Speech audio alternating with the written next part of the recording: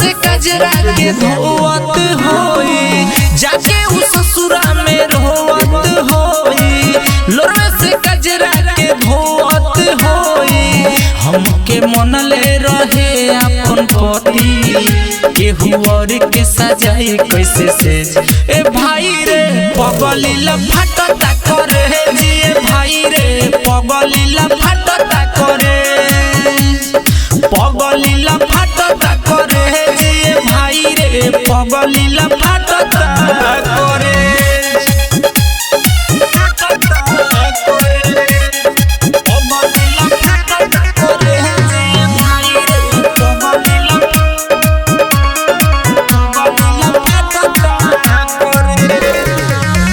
पहिले त बरसत रहली उ त फूल बन के, अचके में उड़ गईली उ त धूल बन के।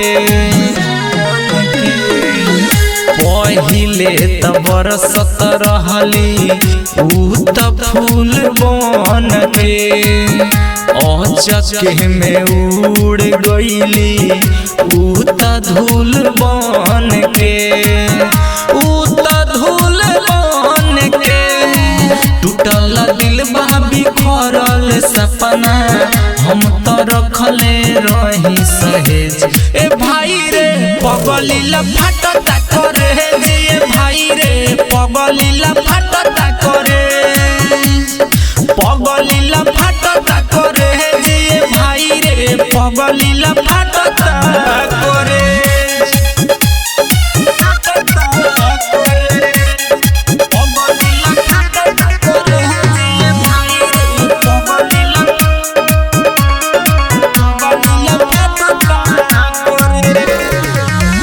रखी ह सलामत उनके हे भगवान हो, कुछ के समझ न बा उनका बाड़ी नादान हो।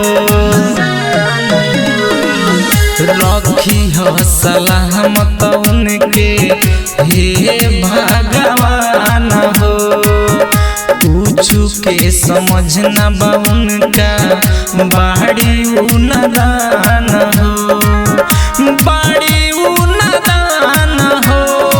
राइटर दिल्ली पजय सिंह कहे कैसे पगली के दी हम तेज। ए भाई रे पगलीला फाटता करे जी, भाई रे पगलीला फाटता करे, पगलीला फाटता करे जी, भाई रे पगली